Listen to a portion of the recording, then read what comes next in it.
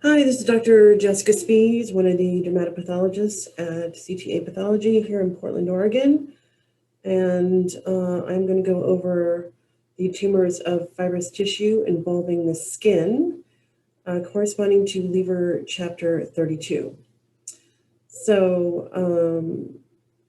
the way the authors approached the classification of these tumors was by clinical behavior and histogenesis. They divide them up into so-called fibrohistiocytic tumors, fibroblastic and myofibroblastic tumors, which is the largest category, and tumors of uncertain differentiation. And just here are some examples on this slide. I would say probably the most common thing we see in our practice is dermatofibroma, which is a fibrohistiocytic tumor and completely benign. A lot of the things that I'll be showing to you today are fairly rare. There are over 60 diseases in the chapter I cover, so I'm just going to sample a few of the common and uncommon diseases. So just a few things about tumors of fibrous tissue involving the skin. Most of the tumors in this chapter can be diagnosed by H&E features alone. A small number need immunohistochemistry or cytogenetic studies. Almost all the tumors are composed of spindle cells with significant cytologic overlap. So it's really important to look at the low power architecture or growth pattern of the tumor and how the spindle cells interact with their stroma and what the stroma looks like. Is it mucinous, myxoid, vascular, fibrous, or a combination of several or all of those? And then also cytologic atypia is a relative term in this group of tumors. Not all of the tumors with atypia, quote unquote, behave badly, and some can behave very badly, and they're composed of very bland cells. An example of that is DFSP. Similarly, the presence of mitotic activity is mostly not used for diagnostic criteria in this group of tumors or an indicator of tumor behavior, although you should always think twice if you see an atypical mitotic figure. So now I just wanted to go over a little bit of spindle cell morphology before we get started. And first I wanted to show you an example of a spindle cell with a neural differentiation. And here is a neurofibroma. The cells in neurofibroma tend to be very small, very bland. They tend to have this wavy appearance. The cells kind of wave at you from low power. And they're set in a very delicate, almost fibrillar in some areas, pink stroma that contains mast cells. So that's a neurofibroma and a typical neural spindle cell appearance.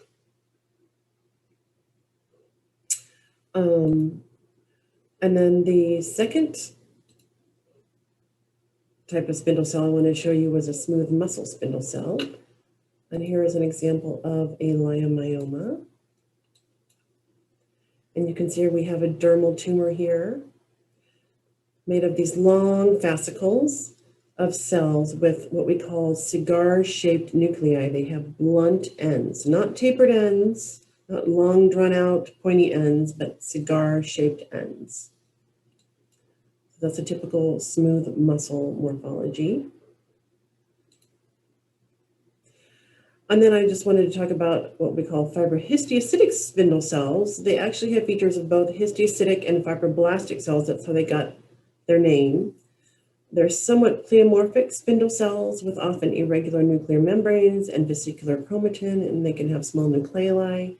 In truth, they're relatively undifferentiated mesenchymal cells, but they can show features of myofibroblastic differentiation. We see that when we do immunohistochemistry on these tumors. So we'll be looking at many examples of fibrohistiocytic cells today. All right, so let's get started with our first tumor, and that's dermatofibroma. It's a benign fibrohistiocytic tumor. It shows histiocytic, myofibroblastic, and fibroblastic differentiation. It probably has a primitive mesenchymal origin. There is a theory that they arise from so-called dermal dendrocytes, and this is based on factor 13A positivity by immunohistochemistry. They often follow trauma, but many consider them neoplastic, as some are clonal. X chromosome inactivation studies suggest a heterogeneous group of neoplastic and reactive disease. Clinical, you've all seen dermatofibromas, firm solitary nodules, red to brown in color. They can mimic a melanocytic neoplasm due to their increased epidermal melanin, or they can also have a lot of tumoral hemosiderin, rarely on the palms and soles, also rare on the face. If they do occur on the face, they're more likely to recur. If you have if you have multiple dermatofibromas, think about immunosuppression, patients on immunosuppressive therapy, pregnant patients, patients with HIV. They're typically small, only a few millimeters, but can occasionally measure up to 3 centimeters in size. They typically persist. The histology is very characteristic, the typical DF histology. There are many variants, but usually there's a hyperplastic epidermis, there's basal layer hyperpigmentation, I'll show you this in a second, and it's a dermal-based tumor composed of these fibrohistiocytic, somewhat pleomorphic cells, has a stellate, low-power shape, and there's peripheral collagen trapping. And let me show you the example from our files. Okay, so here we have somewhat papular skin shave with a dermal-based spindle cell tumor.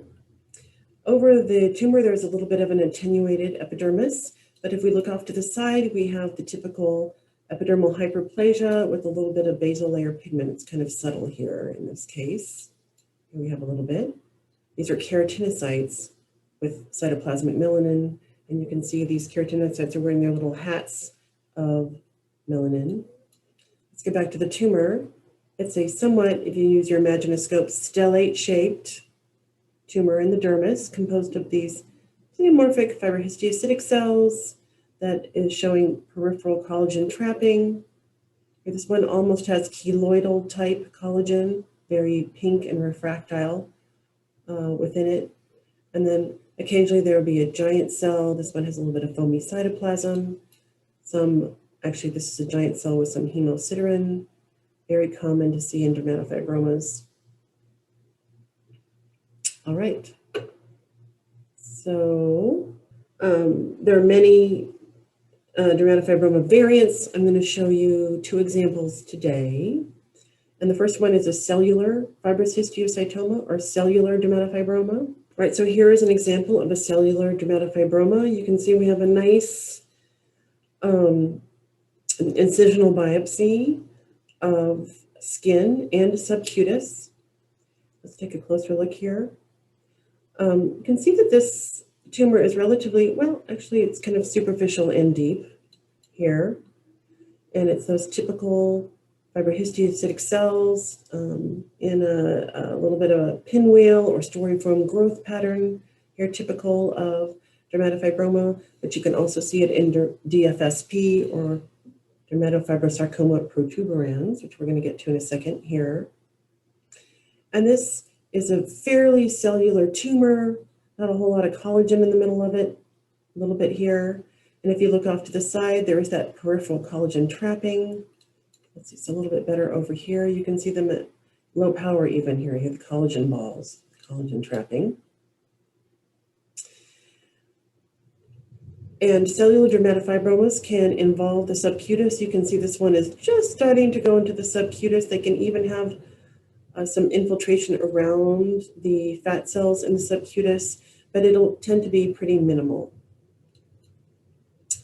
The pathologist that signed out this case thought about DFSP as a diagnosis because this was so cellular and did a CD34 stain. And we'll get to what CD34 is in a little bit, but just suffice it to say that the tumor cells in this lesion are CD34 negative. What's staining here are the little vessels within the tumor, which are really inconspicuous on the H&E stain, but which really light up with CD34. But importantly, the tumor cells are negative for CD34. Now for cellular DF, there is an increased risk of recurrence clinically. We usually mention that in our reports. There are very rare cases of metastasis to regional nodes in the lung reported in the literature. And then the next example I wanted to show you is aneurysmal fibrous histiocytoma or aneurysmal dermatofibroma.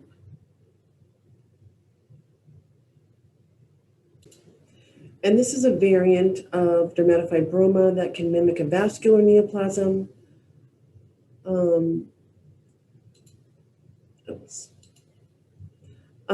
I've seen them before in our practice. They're not that uncommon, but I couldn't find an example for this lecture. And this is a slide from Path Presenter, which I think most of you are familiar with this website. It is free, you just have to register, and you can look up examples of diseases and their histology.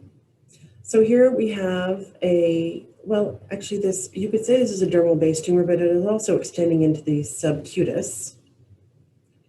And of course, made of spindle cells. This one is fairly cellular. And here are the little fibrohistiocytic spindle cells, and many giant cells in this tumor, and lots of hemosiderin if we look a little closer. This golden refractile globular pigment in the cytoplasm of these giant cells and also some of the spindle cells. And then in the center of the tumor, you can see lots of interstitial hemorrhage. These are, and some of these are capillaries filled with blood. That's why we have all of the hemosiderin. And then towards the edges of this tumor, you can see the typical fibrohistiocytoma or DF peripheral collagen trapping here. We've got the collagen balls trapped by these little cells. And although this extends into the subcutis, this doesn't have what we'll see in DFSP, that honeycomb infiltrated growth pattern, and we'll get to that.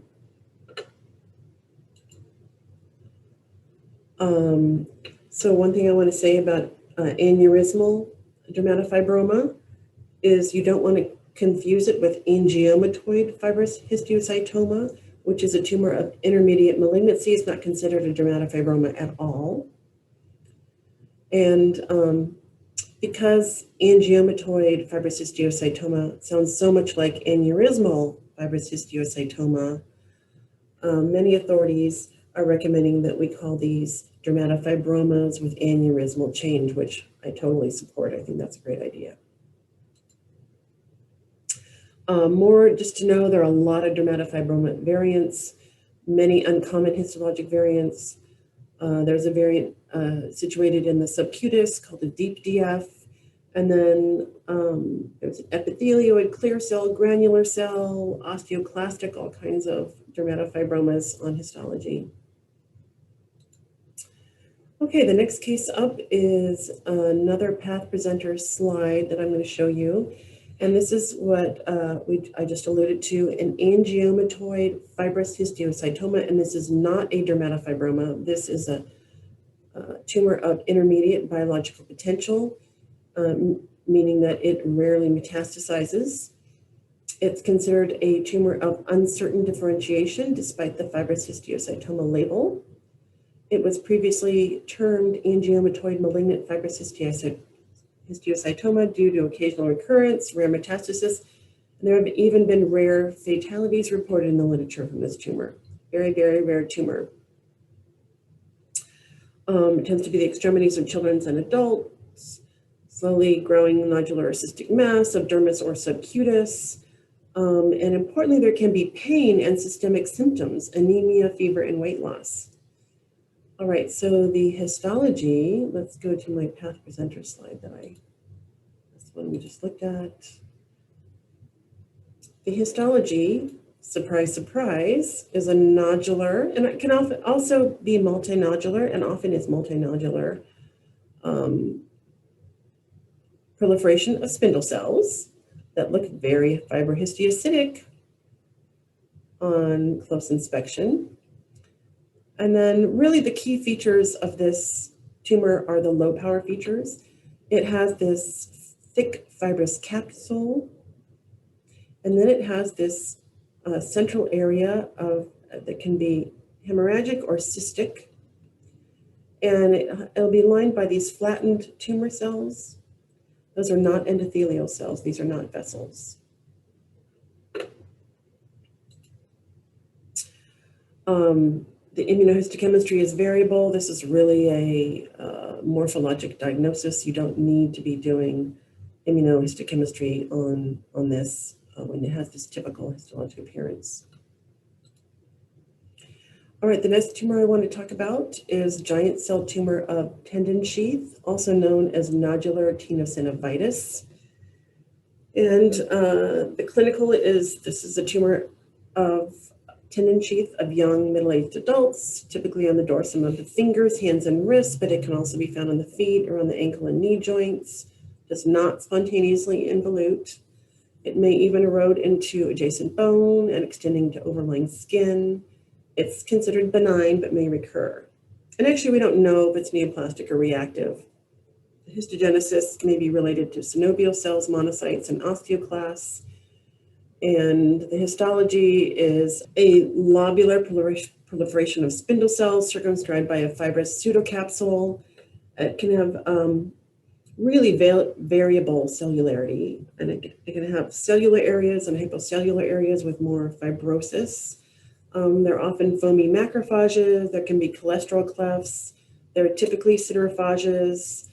And I'll show you this tumor.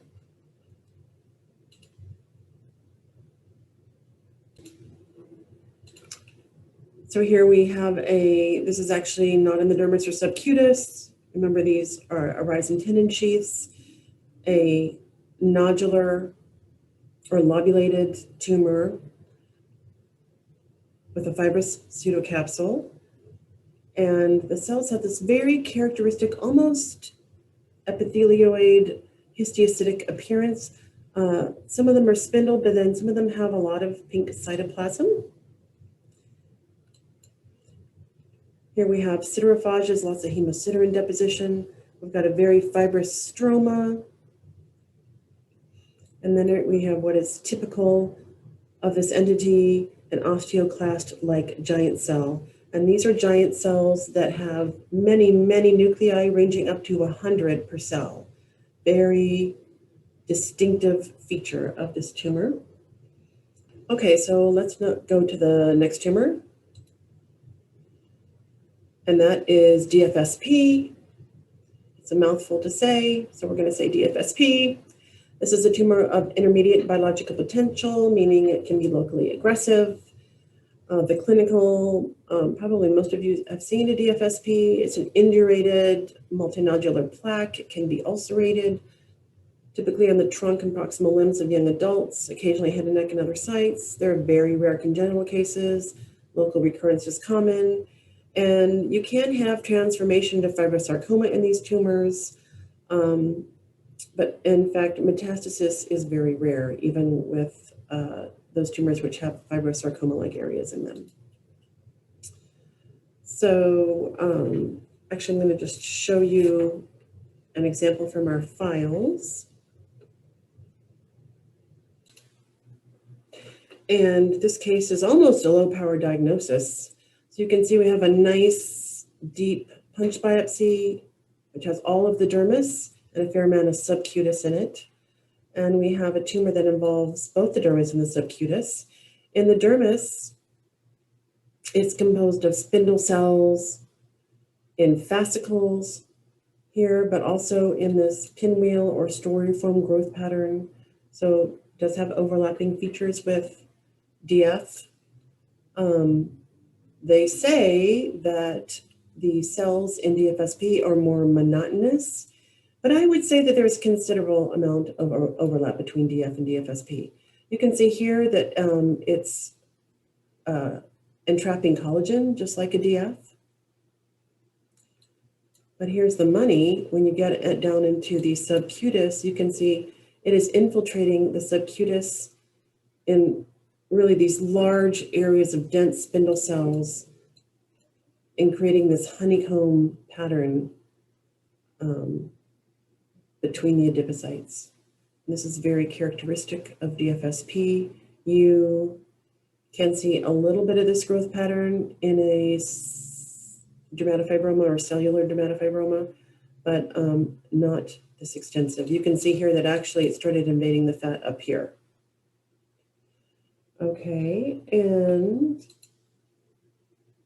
we almost always, to make the diagnosis, do a CD34, and actually this is a different case that we have the CD34 scanned in for. And what you'll find is that these tumors are almost always diffusely and strongly positive for CD34.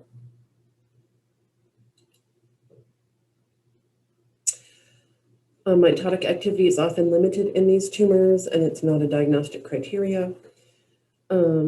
There are variants of DFSP. One can with pigmented melanosome containing cells that has the nickname Bednar tumor, excuse me. And then giant cells are rarely seen in typical DFSP, but they can be present.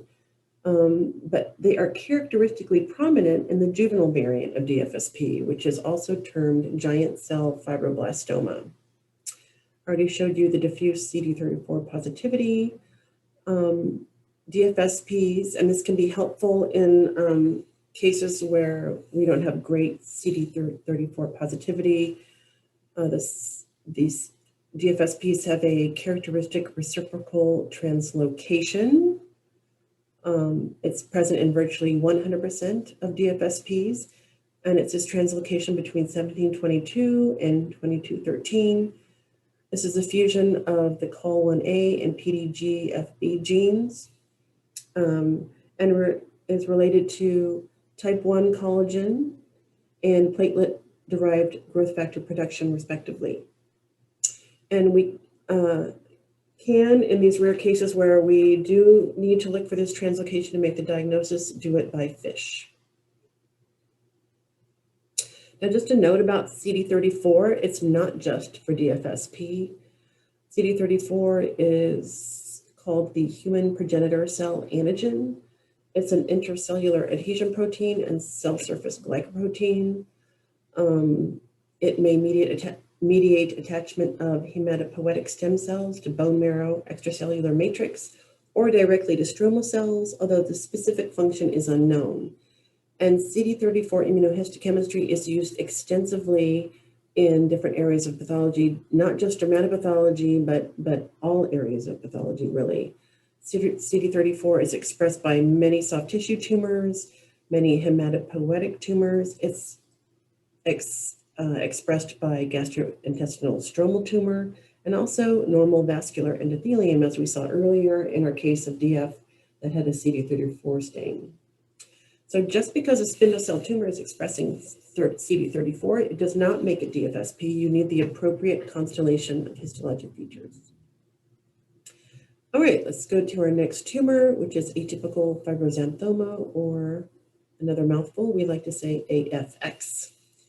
It's a tumor of intermediate biological potential, meaning rarely metastasizing. It has very malignant histology, but generally benign course. It occasionally recurs, and metastasis is very, very rare.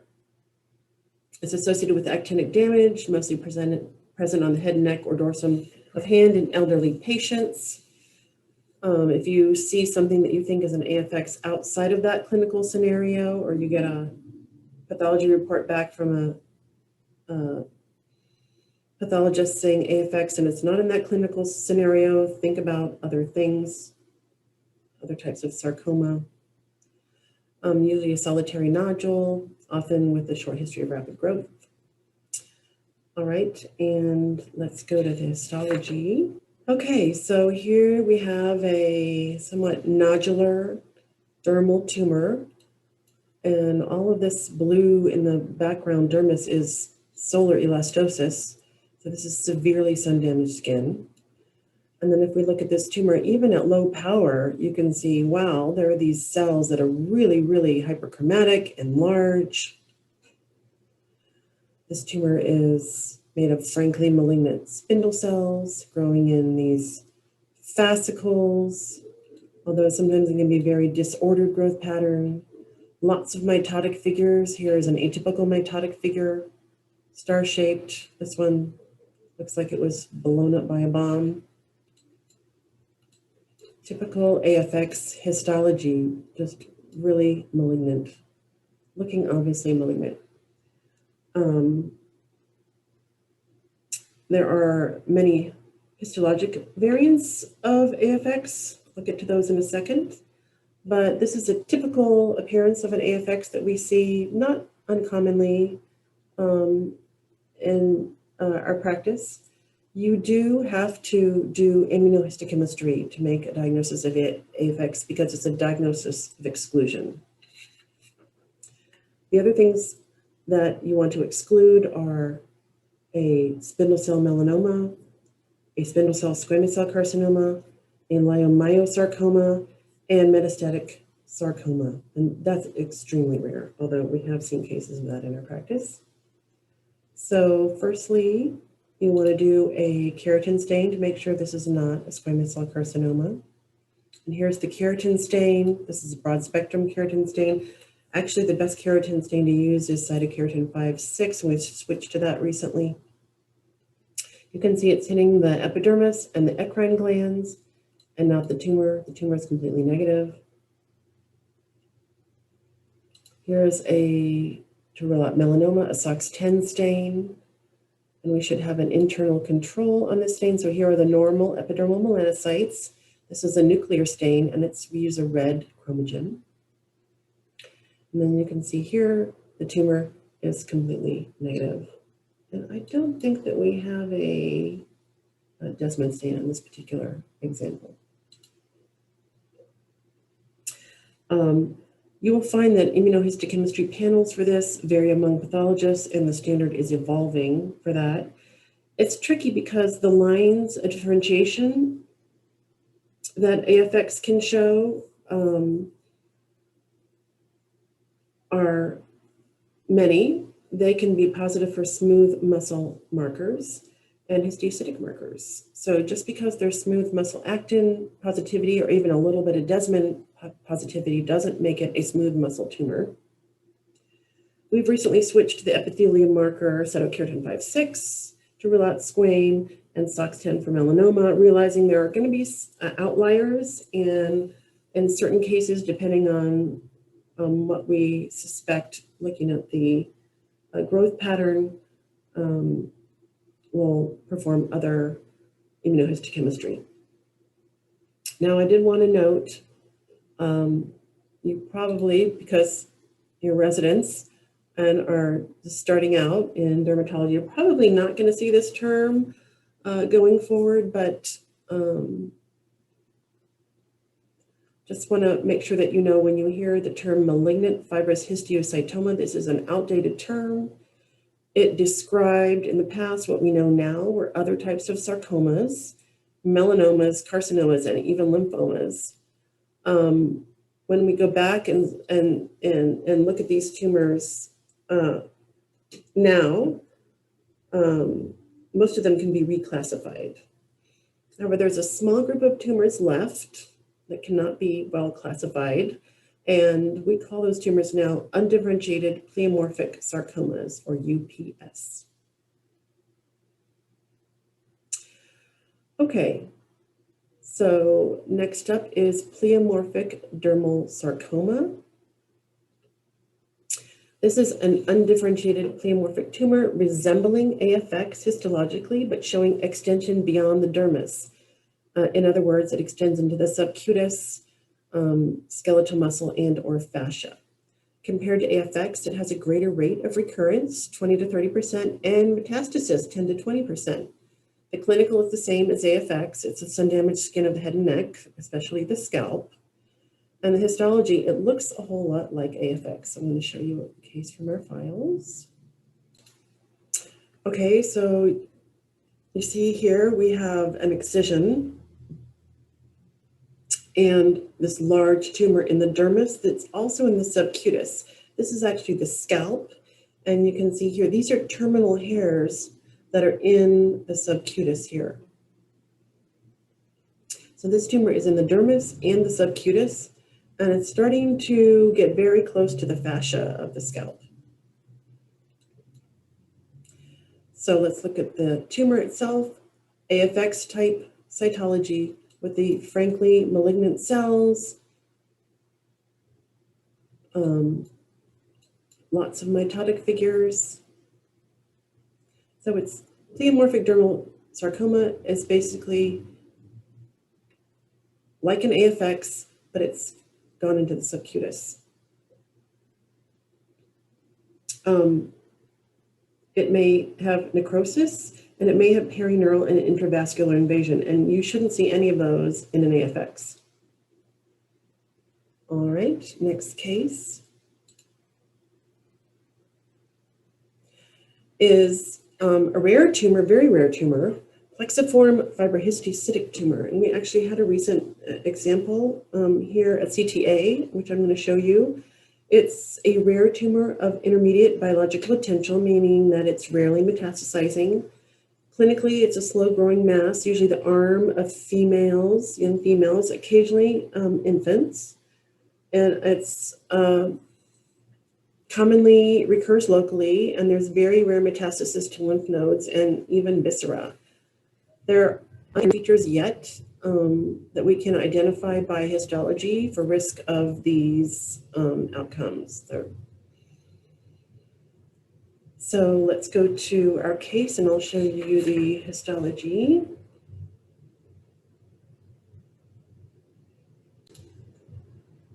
Okay, and this was actually a re-excision of a recurrence of a plexiform fibrohistiocytic tumor.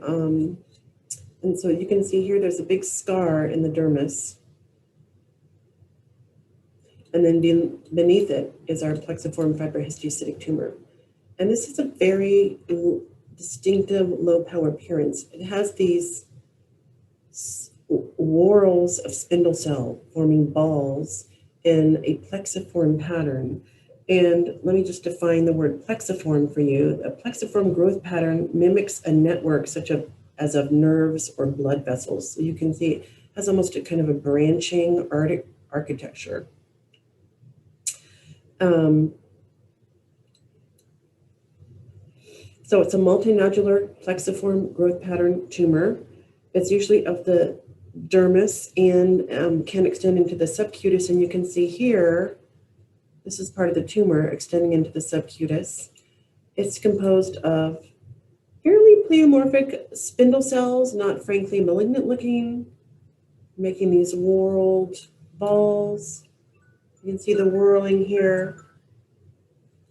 And then they're set in this very fibrotic stroma. There are often multinucleate giant cells. I think this may be one. Let's look around a little bit. Oh yeah, here's a good one. Multinucleate giant cells. And the percent component of the giant cells, these histiocytic-like or fibrohistiocytic cells, and these spindle cell in the fibrotic stroma, those are the three cellular components. They vary from tumor to tumor. The histogenesis of this tumor is probably histiocytic and myofibroblastic differentiation, and there are no characteristic genetic changes identified in this tumor yet. All right. Here's more of this tumor. In this tumor, it almost looks like a leiomyoma, except the cells are not really those kind of monotonous looking, although some of them have cigar-shaped nuclei cells. And I think this area is a lot better. You don't get this growth pattern in a leiomyoma. All right, let's go to the next case, which is fibrous hamartoma of infancy. This is a hamartoma, benign category. The clinical, usually one, rarely two, subcutaneous nodules present at birth or during the first 2 years of life. You have initial period of growth that then stops suddenly. There's a male predilection. There's a wide range of locations, most commonly the trunk, proximal upper limbs, and external genitalia. The histology, it's really a low power diagnosis. It has 3 distinct components, which I'm about to show you. Let's see, that's not our case. Let's see. Okay, here we go. So here you can see is an incisional biopsy, or it might have even been part of an excision. Here's the epidermis and the dermis, and really most of the action is in the subcutis here. And this tumor is composed of 3 distinct elements.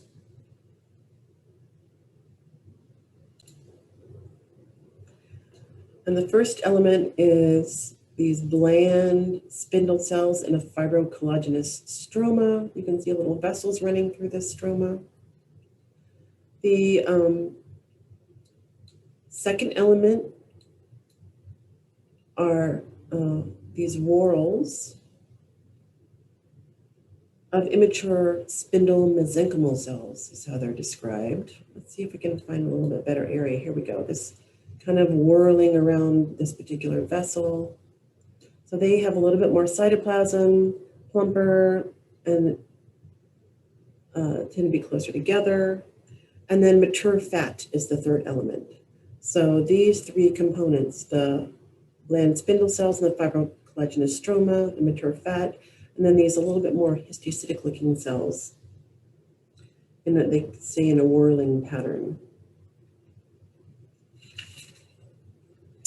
All right, next case.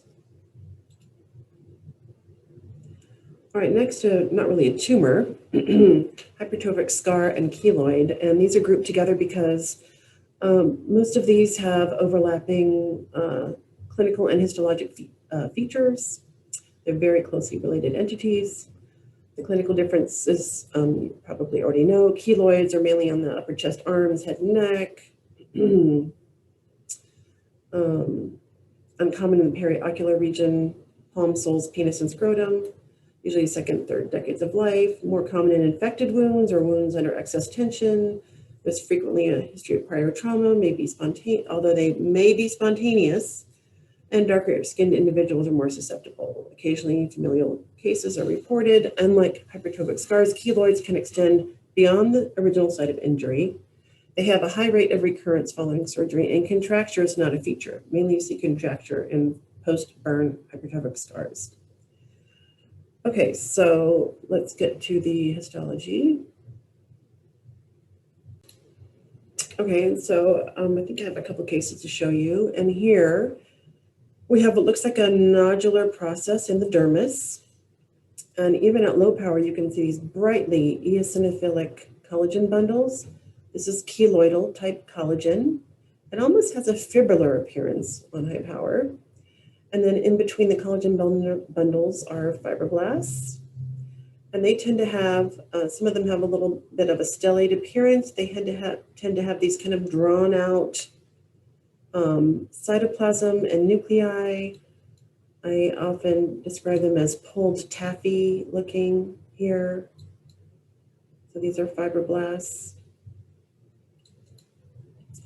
And then in other areas, also fibrotic collagen, but not the keloidal collagen, and vertically oriented vessels. And let me show you a second example. This one doesn't have the keloidal type collagen to the same degree. You can kind of imagine this as a nodular dermal process. And it's got these cells that on high power, you might think about something malignant like a sarcoma, because they are kind of big and pleomorphic. But they're growing in these long fascicles that are oriented in a perpendicular fashion to the vessels. So here's a vessel coursing through here, and you can see that these fascicles are perpendicularly oriented to the vessel, and this is a really important feature. This is a hypertrophic scar, and the previous case was a keloid. So here we go. Vertically oriented vessel with the fibroblasts running slam right into them in in a perpendicular fashion.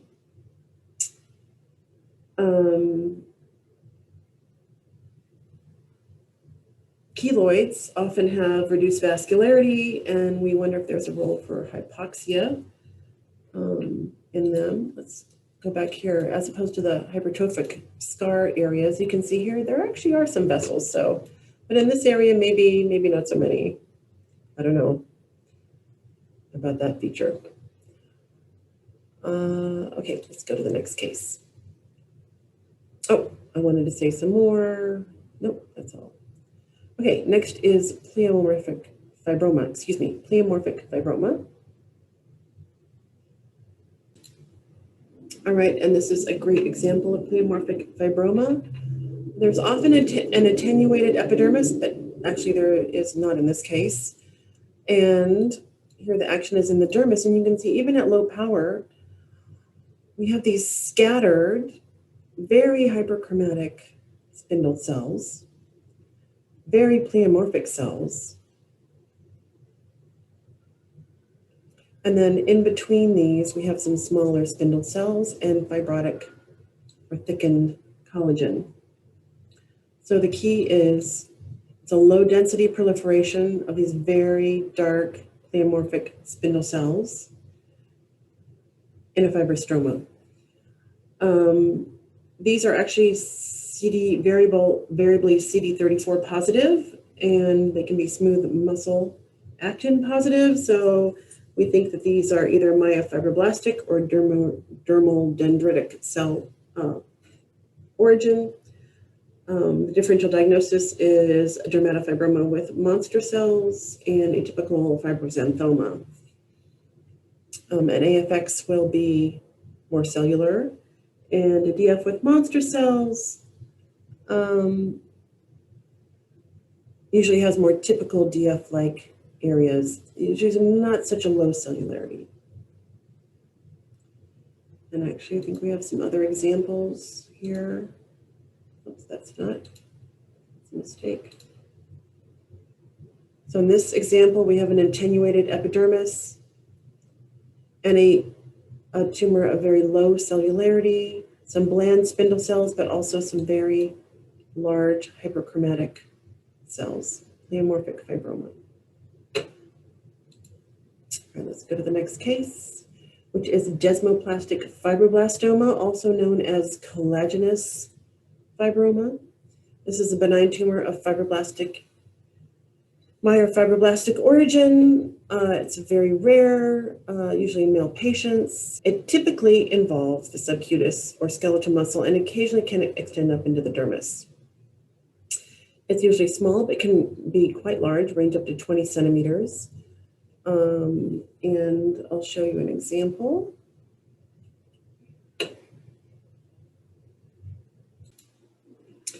This is recently, this case we recently had a CTA. Actually, it was the earlobe of a teenager, as I recall, female.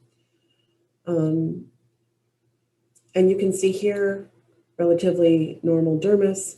All the action is in the subcutis. We have this nodular proliferation of spindle cells with lots of thickened collagen bundles. Some of these cells have that kind of drawn out, pulled taffy look to them. They're cytoplasm with tapered ends, histiocytic looking nuclei, overall very low density. Here it looks a little bit infiltrative, more of these fibroblastic type cells. And then here, less cellular, and this, if we stain this with a colloidal iron, this will probably light up for mucin. Actually, I can even see the kind of granular blue mucin here on the H&E stained. So it can have a fibrous and a mucinous stroma. Sometimes they're multinucleate cells. We'll see if we can find some. These are little vessels, actually. Not sure if we can. They didn't jump out at me. Low power. At any rate, these are variably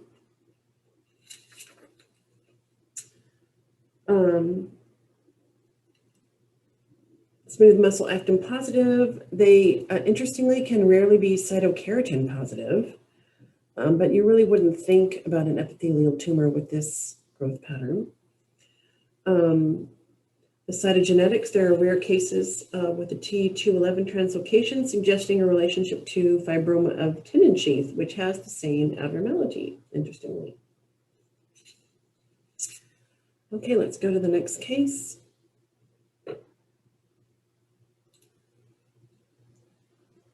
Which is nodular fasciitis. This is in the benign fibroblastic, myofibroblastic category, although it's not considered a tumor. The clinical is rapidly growing benign soft tissue lesion, usually solitary, sometimes a tender sub-Q nodule. It reaches its ultimate size of 1 to 5 centimeters within a few weeks. The lesions tend to regress even if incompletely excised. It occurs in all age groups, although it's more common in young adults, has an equal sex distribution, and the cause is unknown.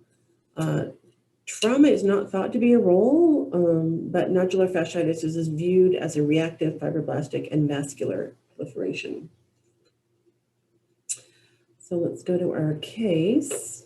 All right, so once again, pretty normal looking dermis, and all the action is down in the subcutis. And you can see we have this centrally cellular, but kind of peters out in a stellate shape, proliferation of spindle cells. And they have that fibroblastic quality to them, that kind of pulled taffy look, interspersed with thickened collagen bundles. It can look somewhat infiltrative into the adjacent fat, but don't let that worry you. How the stroma is described in nodular fasciitis is tissue culture-like. And that's because it has this kind of bubbly quality to it. They're often extravasated red blood cells and a fairly low density of these fibroblastic cells. They make this bubbly quality. There can often be what we call slit-like spaces next to the fibroblasts. There are often numerous mitotic figures, but they won't be atypical. Doesn't mean that it's going to behave badly. Frequently, there are multinucleate cells or osteoclast-like giant cells. They're not jumping out at me in this particular example.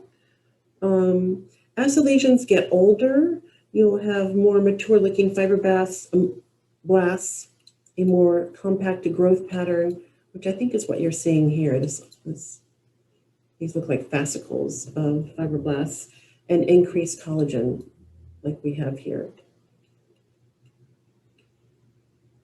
So easily mistaken for a tumor, but it's a reactive process. And the important thing is to recognize that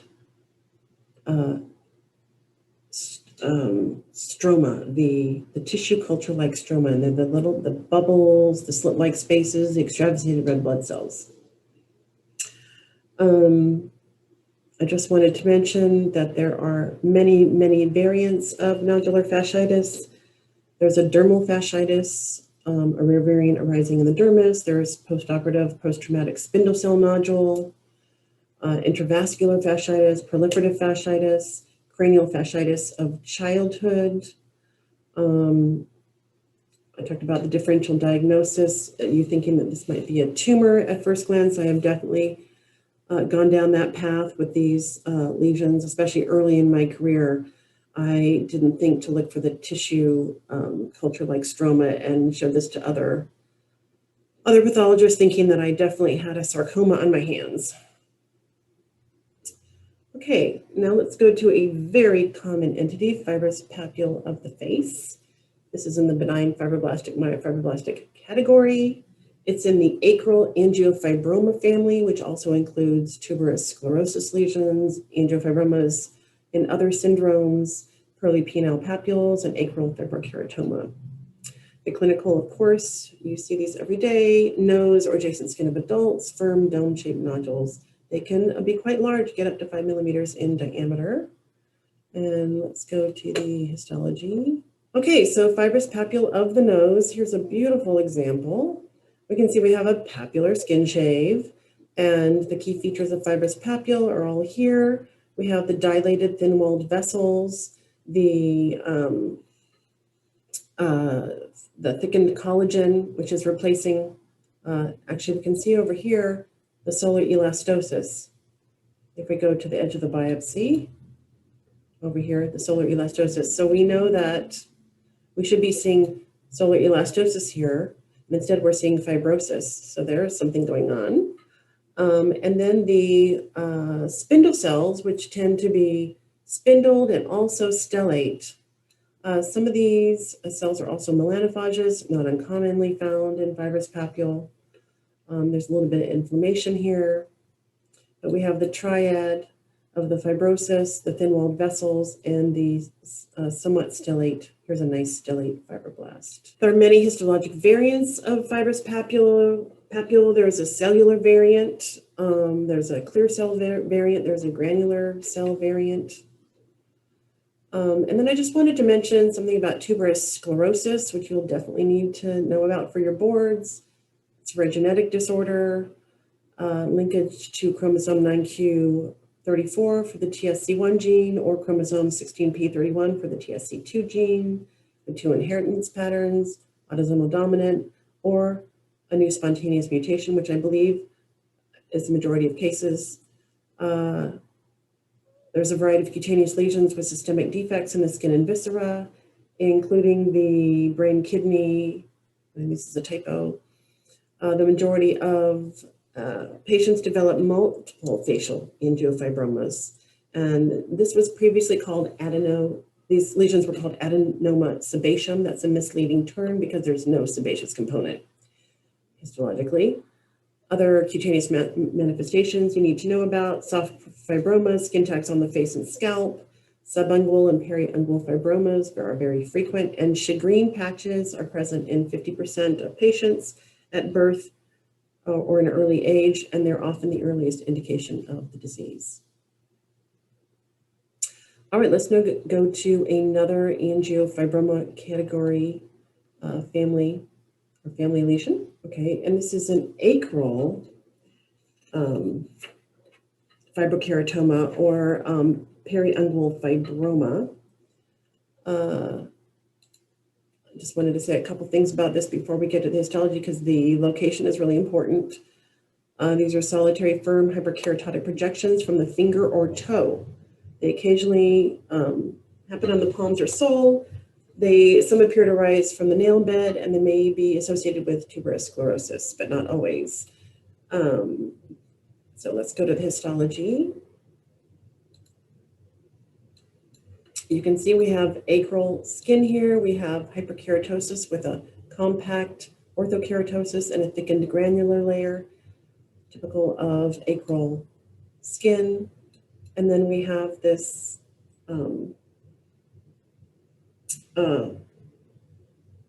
core of spindle cells. Some of them look stellate, so that's an angiofibroma feature. And then with thickened collagen, thin-walled vessels that typically are oriented towards the tip of this polypoid or papular lesion. And that is the triad for acral fibrokeratoma.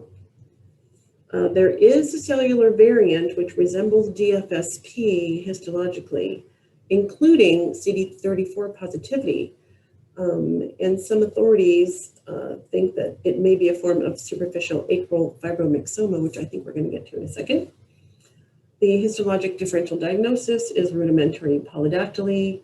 However, in rudimentary polydactyly, you'll have nerves, and almost always rudimentary polydactyly is bilateral and present from birth.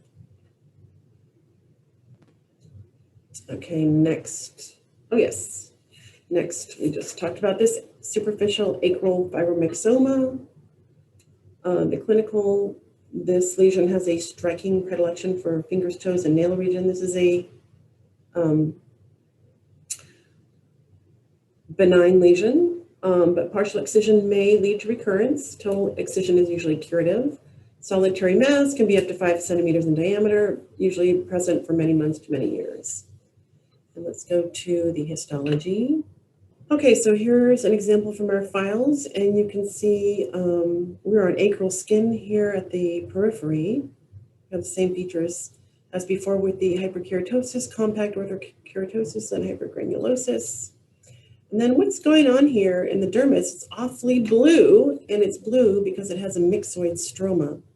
You can see over here is some normal pink collagen, and then here we have this granular blue material situated in between the collagen bundles. So this is a myxoid stroma. And then in the myxoid stroma, we have this proliferation of very bland, spindled, and sometimes stellate shaped cells. And then we have these small, kind of thin-walled vessels running through the tumor. The cellularity should be fairly low density. If you use your imagination, can kind of see that it's growing in a fascicular and a little bit of a story-form growth pattern. So it typically has a myxoid stroma, but it can be a little bit collagenous too. And you can see here we do have some thickened collagen bundles, and that varies from tumor to tumor. And there are often mast cells in the stroma. I'm not sure if we can pick one out right away. But anyway, not uncommon. And these are CD34 positive. Some people think this is a variant of cellular digital fibroma. So superficial acral fibromyxoma. Let's go to the next entity, which is cutaneous myxoma.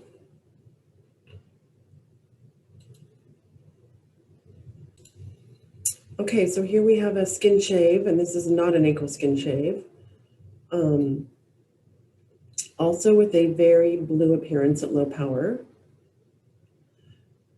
And we have a very low density proliferation, like the last case, of these spindled and stellate shaped fibroblasts.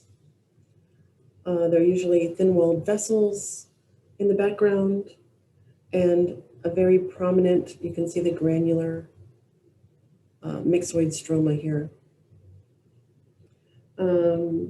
Sometimes there's an epithelial component. We don't have, most of the myxomas I see in practice, we don't have an epithelial component, but it is well described. Well, you can see small keratinous cysts or even follicular induction associated with these tumors. Superficial angiomyxoma is a variant with a more prominent vascular pattern. And some people just, there's a range, and some people just put them all in the cutaneous myxoma category, which I like that. I'm a lumper.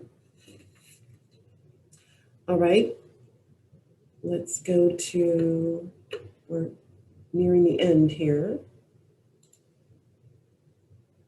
And this is in the miscellaneous category in this chapter, the cutaneous myxoma, as is this next entity. Oh, I did want to mention about cutaneous myxoma. They may occur as multiple lesions in association with Carney's complex. So that's a good thing to know about. And Carney's complex is cardiac and breast myxomas, body pigmentation, and endocrine overactivity. Okay, so the next case is mucocele. The clinical is, it's usually on the mucous surface of the lower lip, usually less than 10 millimeters in diameter, dome-shaped, translucent, clear viscous fluid. I'm sure you've all seen them. It's considered trauma-related, solitary and asymptomatic. And the histology, let me show you the case. We have lots of cases in our files. Okay, so here's our case.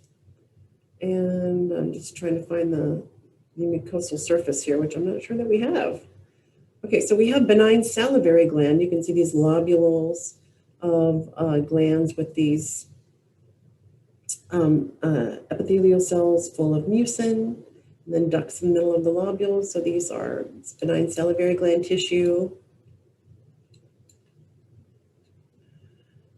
And then here we have this areas of fibrosis lining these pseudocystic spaces.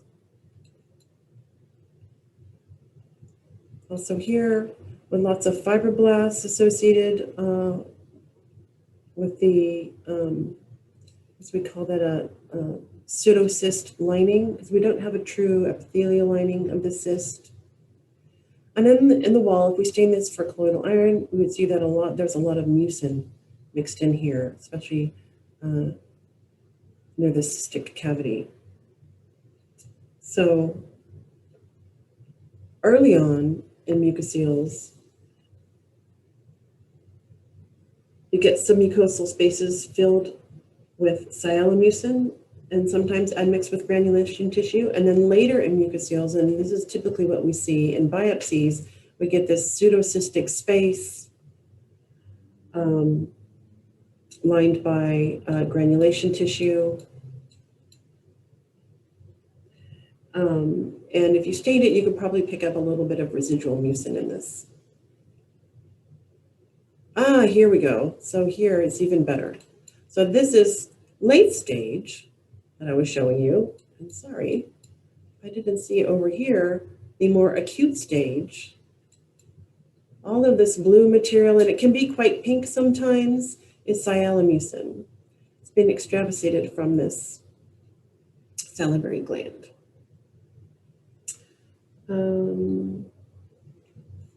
All right, let's go to the next case, which is palmar plantar fibromatosis. This is considered an intermediate biologic potential category, meaning it can be locally aggressive, clinically slow-growing nodule or cord-like thickening with contraction of the palm or sole. Incidence increases with age. Bilateral disease is common. The associations are epilepsy, diabetes, alcoholic liver disease, smoking, manual labor, and there is a genetic predisposition. Let's go to the histology. So we can see here again, we have acral type stratum corneum. This is acral skin. And in the deep dermis, we have these long sweeping fascicles of fibroblastic cells.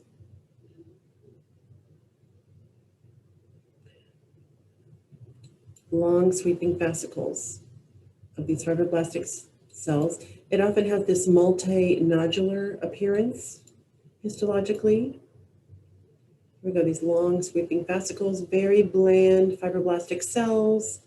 They look almost like the fibroblasts we see in hypertrophic scars. Very similar appearance. This fibromatosis tends to be a little bit more cellular and have these longer fascicles. Early on, they're multinodular, fairly cellular, uniform plump spindle cells, and I forgot to mention, in a collagenous stroma. As they age, they tend to be less cellular and more collagenous. All right. The histogenesis, features of fibroblasts and myofibroblasts. Okay, the last disease I'm going to talk about, epithelioid sarcoma, and the only malignant tumor I'm going to talk about today. And we've seen this very, very rare tumor in our practice, but I didn't have a recent case to show you. So I'm going to use Path Presenter for this. Just a few notes before we get to this histology. This is a rare and highly malignant soft tissue neoplasm of uncertain histogenesis. Structural and immunohistochemical studies suggest a multi-directional differentiation, including epithelial, histiocytic, fibroblastic, myofibroblastic, endothelial, and perineural, if you can believe all that. The clinical is a slow-growing nodule or plaque. It may ulcerate. Most lesions arise in the sub-Q and soft tissue, but may involve the dermis, so you need to know about it. as a dermatopathologist. Recurrence and metastasis are frequent, most commonly to the lungs and lymph nodes.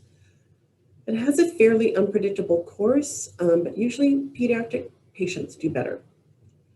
There are two variants. The main one is the distal or classic conventional type. It's the most common type. It occurs in adolescents and young adults between the ages of 10 and 40. There's a male predominance. Over 60% are on the fingers and hand. Then there's a proximal or large cell type. It's a more aggressive variant even. It occurs in the deep tissue of pelvis, peritoneum, genital tract, and buttock of older adults. And it tends to have a characteristic rhabdoid tumor cytology. Usually adults between 20 and 60 with a male predominance also. So let's go to the tumor. All right, here we go. So the histology of both variants are nodules of atypical immature epithelioid cells with frankly malignant cytology. But there are often areas of necrosis in this tumor. And at low power, it can look like an inflammatory disease. So be very careful. And always look at your cells. I mean, mostly always look at your slides at low power, but then at high power too, because you don't want to miss an epithelioid sarcoma. This almost looks like it could be, you know, a cellulitis or, you know, ruptured follicular cyst. Let's look around here.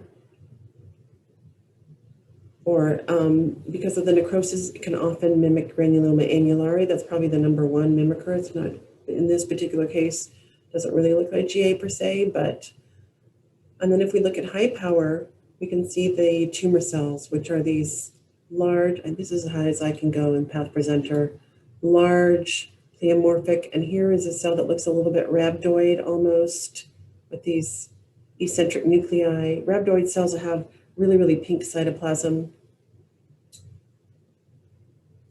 For comparison, let's look at a normal keratinocyte. Here's a normal keratinocyte. You can see how much larger these cells are. They're 3 to 4 times the size of a normal keratinocyte, and there are lymphocytes over here too. You can see how large these cells are. And there's also usually an inflammatory cell infiltrate, which can also lead you astray. So you have nodules of these immature epithelioid cells with frankly malignant cytology that we have here. Variable amounts of pink cytoplasm. Remember the rhabdoid cells in the proximal variant. And then there will be a background of spindle cells and a fibrous stroma. This is not really prominent in this tumor. Frequently necrosis, hemorrhage, hemosiderin, mucin even, ossification and calcification can be seen in these tumors. So other features that you can see and can also lead you astray to make you think this is an inflammatory process. There's variable mitotic activity. And as I said before, you can get this pseudogranulomatous appearance with the necrosis. To make this diagnosis, you need to use immunohistochemistry because you want to rule out other malignant tumors with an epithelioid cytology, such as melanoma, fully differentiated squamous cell carcinoma. These should be negative for melanocytic markers, and they are positive for cytokeratin. But before you call this poorly differentiated squamous cell carcinoma, you need to do an EMA and an INI. These cells are usually positive for EMA, and importantly, over 90% of these tumors are negative for INI. And INI correlates to the SMARCB1 deletion. It's a gene, SMARCB1, that it's deleted on chromosome 22q11.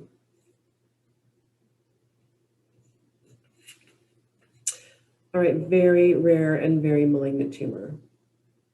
And I hope I never miss one of these. Look over here, it looks like an inflammatory milieu. You know, you really don't see the tumor cells, so it can be very, very misleading.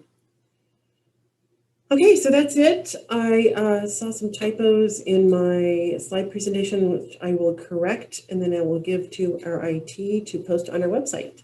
So thanks for your attention. I know this one was a little bit long, and spindle cell tumors can get a little bit monotonous, but I hope it was informative. See you next time. Bye.